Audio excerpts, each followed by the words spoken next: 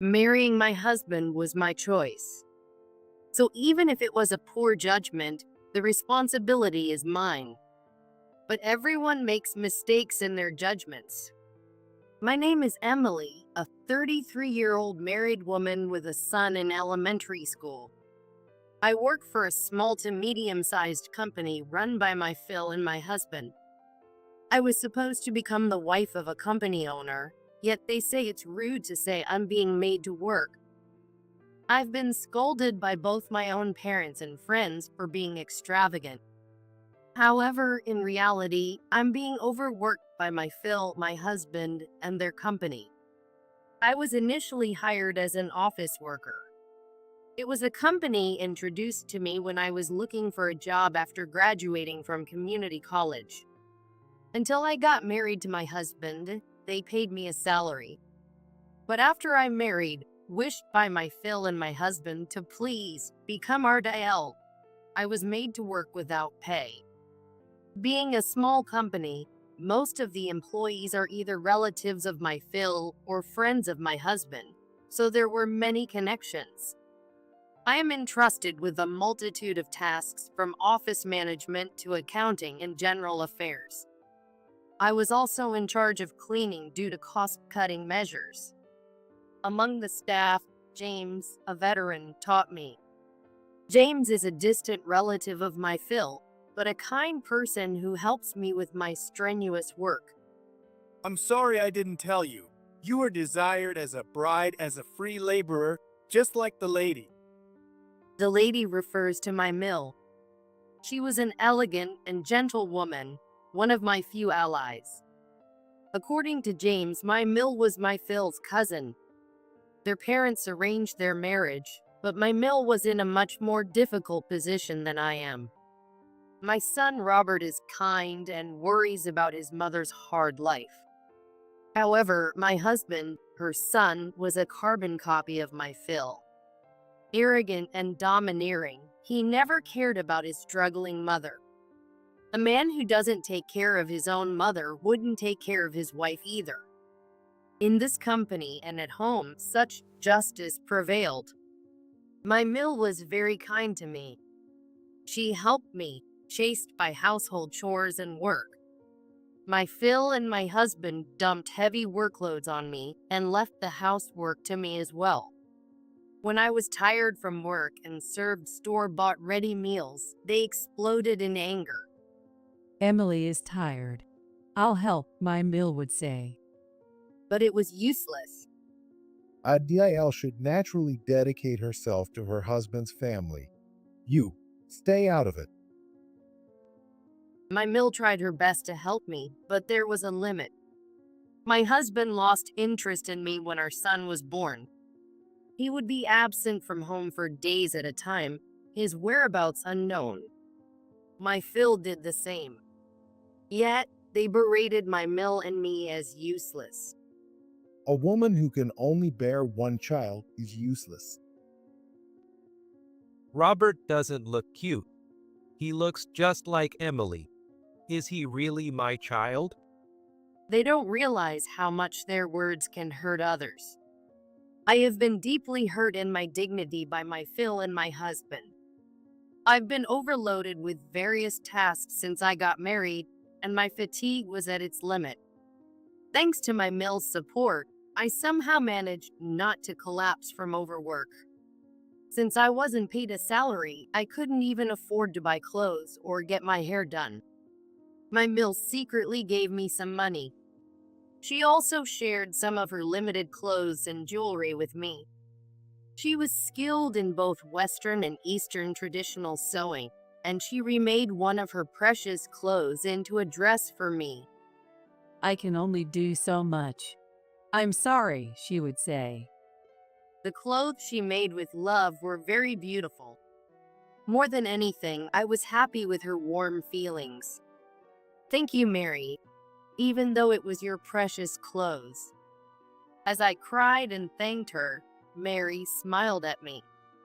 She had attended a sewing school during her youth, so she was skilled at needlework. Mary confided in me that she never wanted to marry my Phil, John. Being his cousin, she had always known his arrogant nature. But since the marriage was arranged by their parents, she had no way to oppose it. After marrying into the family, she was treated poorly and was unhappy. Even during her pregnancy, Mary was overworked by John. My fate was exactly the same. I was forced to work up until the last month of my pregnancy, and it would have been dangerous for both me and my child if Mary hadn't helped me. My husband, who feels no affection for our son Robert, never took part in childcare. Robert, in turn, never grew fond of his father and grandfather. He saw them as enemies, as they were harsh to his mother, me, and his grandmother. Robert always stayed by my side and his grandmother's during tough times. Despite his young age, he seemed aware that he was the only one who could protect his mother and grandmother. This didn't sit well with John and my husband. When Robert acted defiantly, John and my husband blamed me.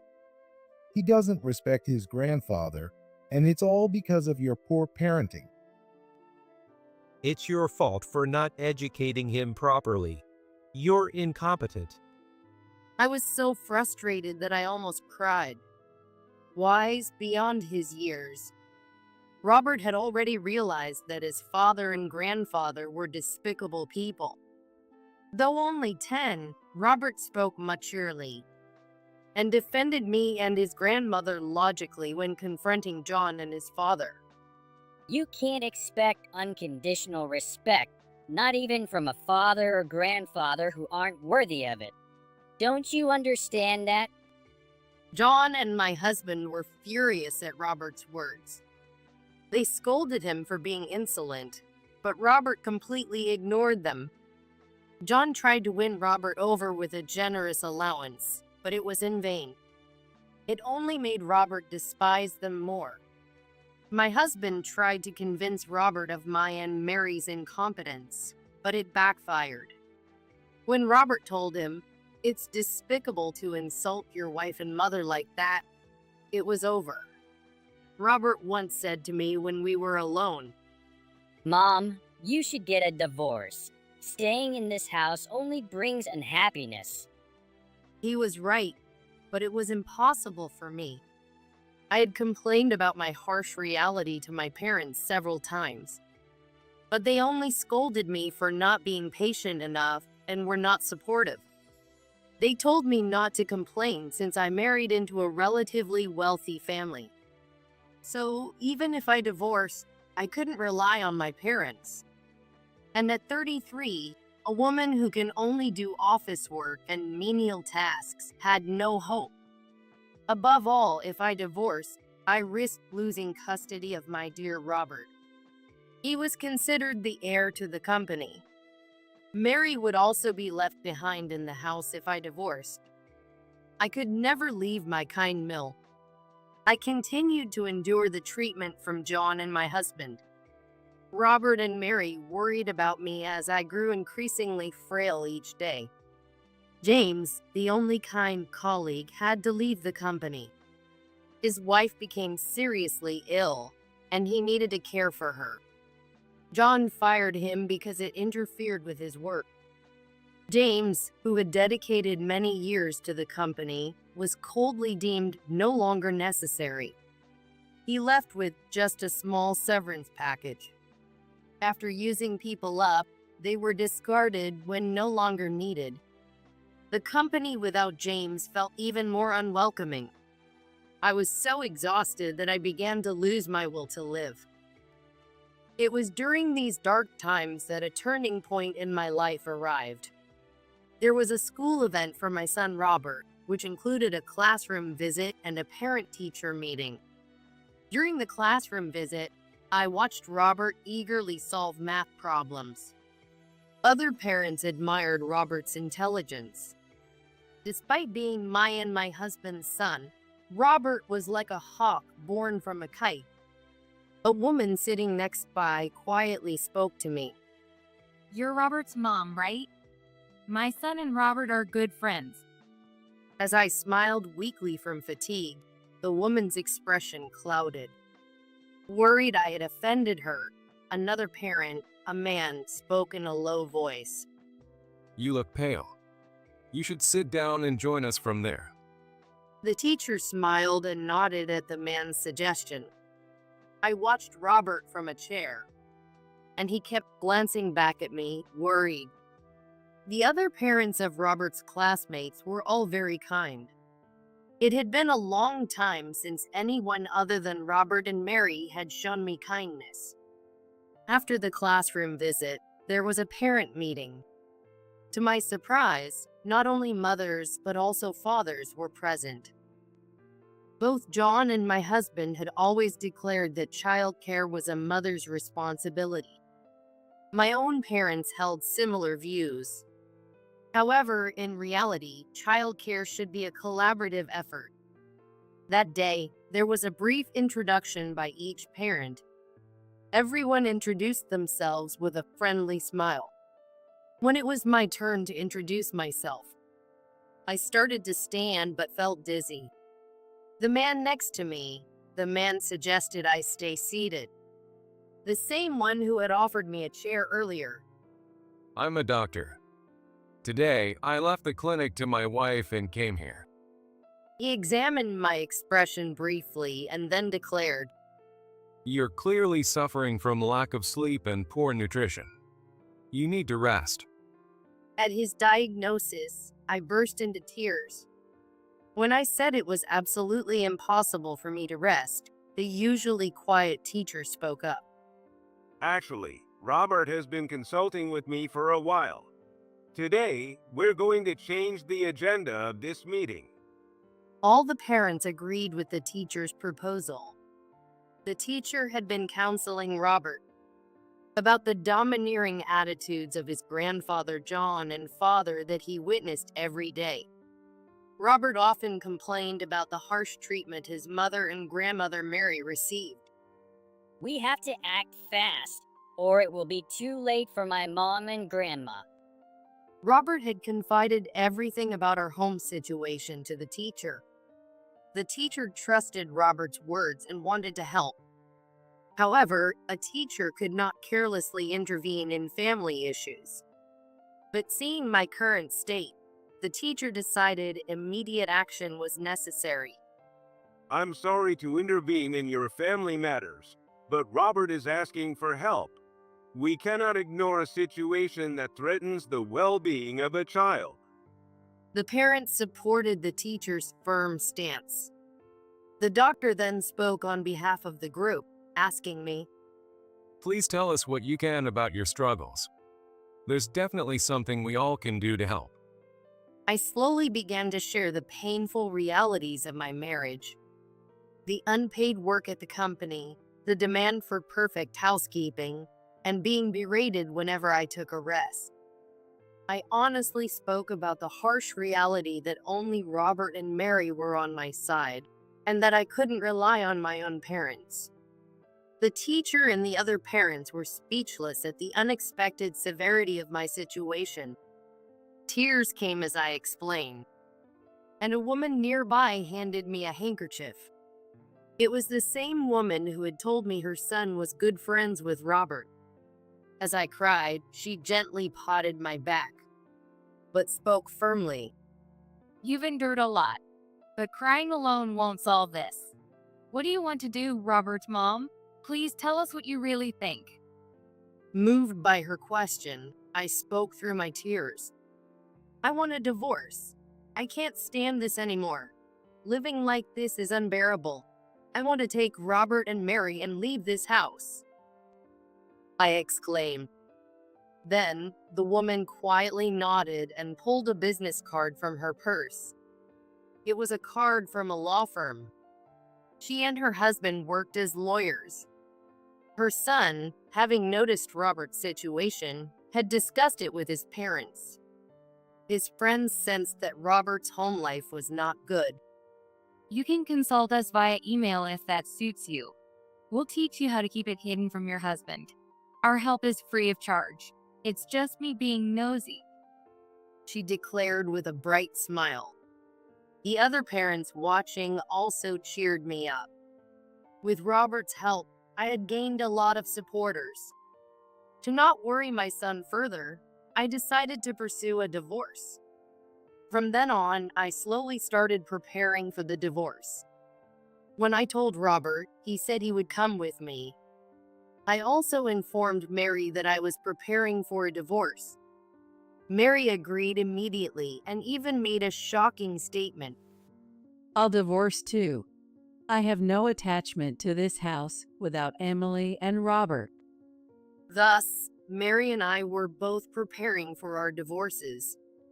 I was overwhelmingly favored for custody. According to the parents of Robert's friend, my husband, who did not contribute to childcare, was seen as incapable of raising a child despite his financial resources. I could file for child support, which made it possible for me to live with Robert. However, I would still need to work even if I could claim alimony. Without sufficient financial means, I would be deemed unfit to raise a child. It was also crucial to have time available for childcare. Neglecting the child for long hours would obviously be disadvantageous. With this in mind, I was looking for a job. Both Mary and I certainly had the right to divorce and claim alimony. Years of unpaid, strenuous work and verbal abuse that damaged our dignity. And the ultimate deal breaker was the betrayal by our spouses. Both John and my husband mistakenly thought their wives were submissive. They had not realized that they were actually holding their greatest weaknesses. Mary and I were energetically preparing for our divorces. Divorce preparation is said to be exhausting, but Mary and I were moving forward with enthusiasm, feeling happier than we had since our marriages. Mary and I had decided when we would announce our divorces. John's business was floundering. Bankruptcy was inevitable. John and my husband were irritable due to the company's financial difficulties. And I had someone providing me with information. It was James, who had been forced out of the company after his wife fell ill. James was nursing his wife while working at another company. He harbored resentment for being discarded by the company once deemed no longer useful. So he switched jobs to one that could bring ruin to John and my husband from behind the scenes. Basically, it was a company that offered loans. John, struggling significantly with cash flow, ended up borrowing from James' company. James kept me updated every step of the way. John was unable to see through James's intentions. He didn't realize that borrowing there would lead to huge interest accumulations. It's likely going to be bankruptcy. The debt is substantial. They won't be able to pay any alimony. And will collect mercilessly. Feel free to overwork John and your husband as they did to you. And then, the day we had all been waiting for finally came. John's company spectacularly went bankrupt. I had forewarned the other employees, so they had all escaped. Only the abandoned John and my husband remained. Seeing them, burdened with massive debts and in despair, was exhilarating. Mary, feeling similarly, was smiling. Both Mary and I intensified the despair of our husbands. We're getting a divorce. Here, sign the divorce papers. Me too. I'm divorcing too, so please take care of this. Presenting the divorce papers together, Mary and I watched as John and my husband were shocked. This was the moment Mary and I had been waiting for. We could retaliate against those who had caused us suffering at their most unfortunate time. John and my husband began to rage selfishly at our defiance. Are you abandoning us? Of course. After all, you never really saw me as your wife, did you? Just as John and my husband tried to shout back, Mary joined in without hesitation. Moreover, you guys have been unfaithful, right? We know all about it, you fools.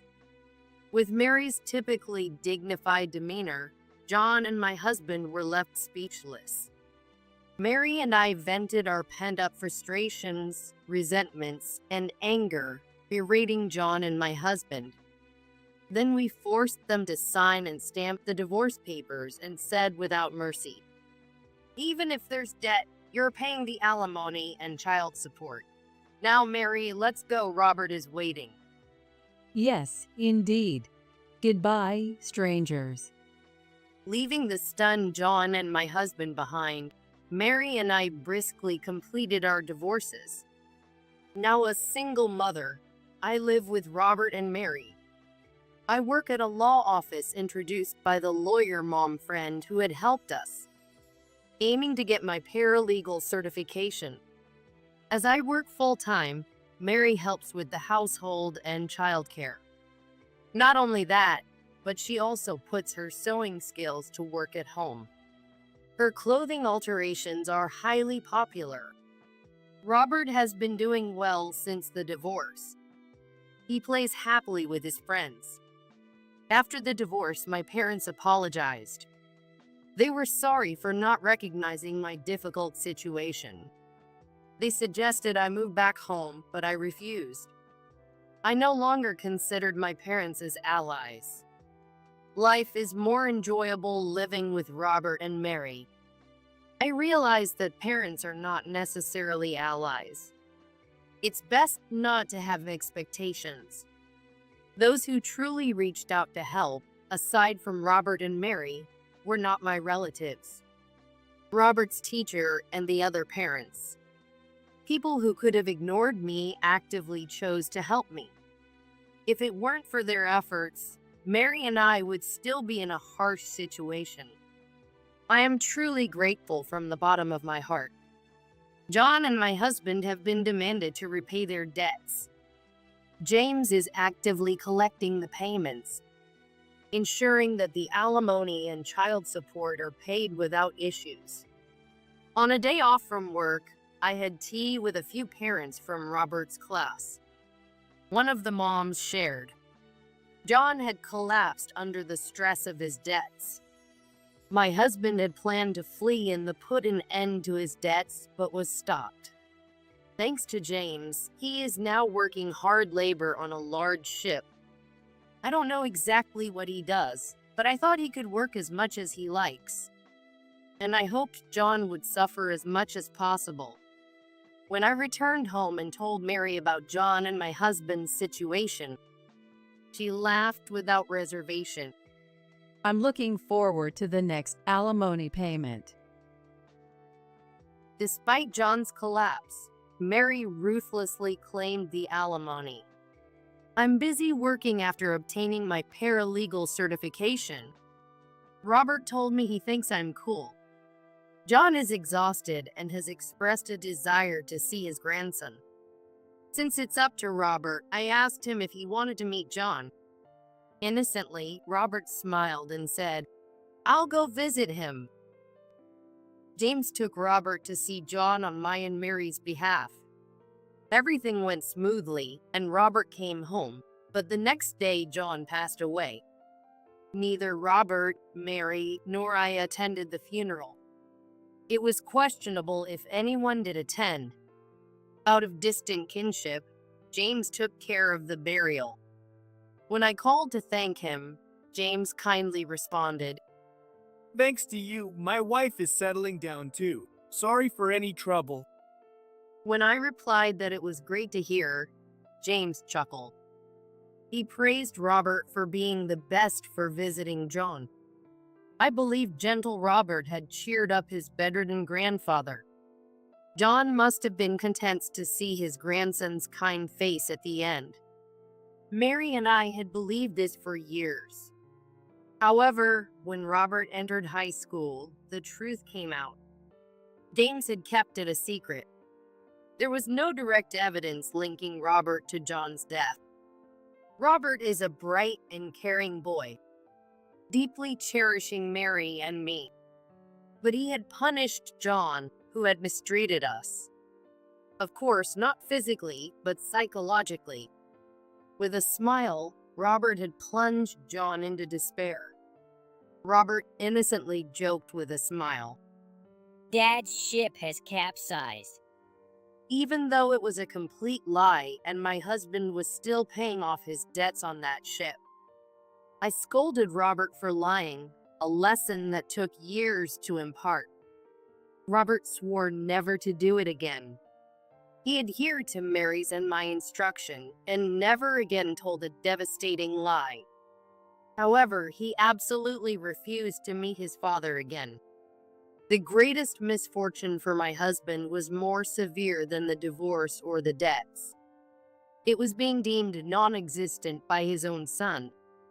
Fortunately, he hasn't actually sunk, so I continue to claim child support.